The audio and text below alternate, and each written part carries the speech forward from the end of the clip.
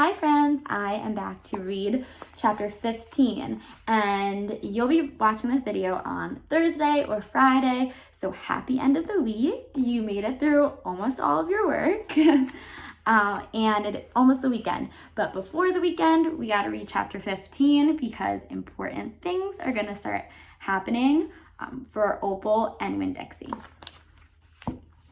Chapter 15. The Herman W. Black Memorial Library's air conditioning unit didn't work very good, and there was only one fan. And from the minute me and Winn-Dixie got in the library, he hogged it all. He lay right in front of it and wagged his tail and let it blow his fur all around. Some of his fur was pretty loose and blew right off of him like a dandelion puff. I worried about him hogging the fan, and I worried about him going bald from the blowing fan, but Miss Fanny said not to worry about either thing, that Winn-Dixie could hog the fan if he wanted, and she had never in a lifetime seen a dog made bald by a fan. Sometimes when Miss Fanny was telling a story, she would have a fit. They were small fits, and they didn't last very long. But what had happened was she would forget what she was saying. She would just stop and start to shake like a little leaf. And when that happened, Winn-Dixie would get up from the fan and sit right at Miss Fanny's black side.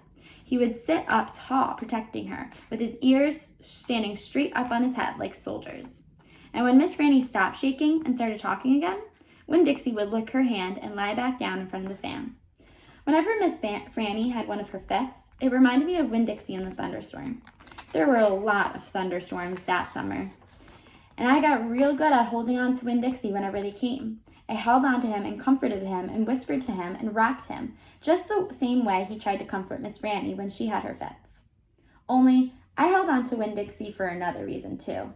I held on to him tight so he wouldn't run away. It all made me think about Gloria Dump. I wondered who comforted her when she heard those bottles knocking together, those ghosts chattering about the things she had done wrong. I wanted to comfort Gloria Dump. And I decided that the best way to do that would be to read her a book. Read it to her loud enough to keep the ghosts away. And so I asked Miss Franny. I said, "Miss Franny, I've got a grown-up friend whose eyes are going on her, and I would like to read her a book out loud. Do you have any suggestions?" "Suggestions?" Miss Franny said. "Yes, ma'am, I have suggestions. Of course I have suggestions. How about Gone with the Wind?" "What's that about?" I asked. "Why," said Miss Franny, "it's a wonderful story about the Civil War." "The Civil War?" I asked. "Do not tell me you've never heard about the Civil War." Miss Franny Black looked like she was going to faint. She waved her hands in front of her face. "I know about the Civil War," I told her. "That was the war between the South and the North over slavery." "Slavery, yes," said Miss Franny. "It was also about states' rights and money. It was a terrible war. My great-grandfather fought in that war. He was just a boy."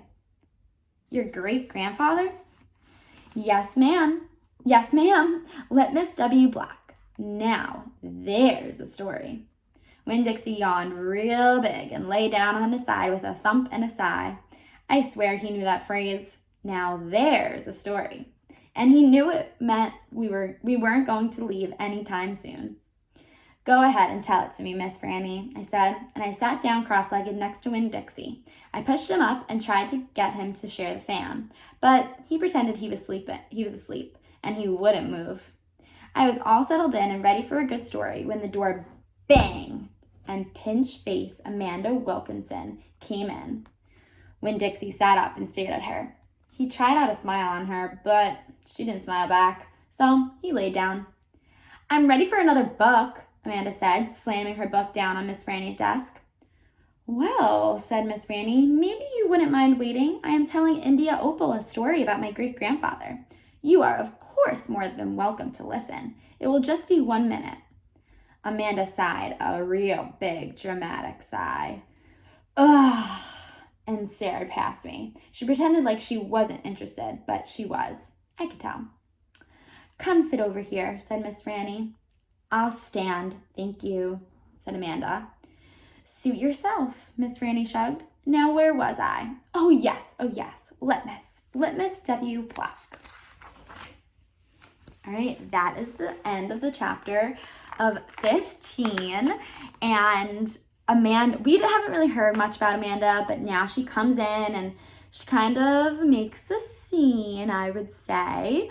So I want you to tell me what you think about Amanda, and do you think she's going to have a bigger role throughout the rest of the story? Let me know. Bye, friends. Have a great weekend. Bye.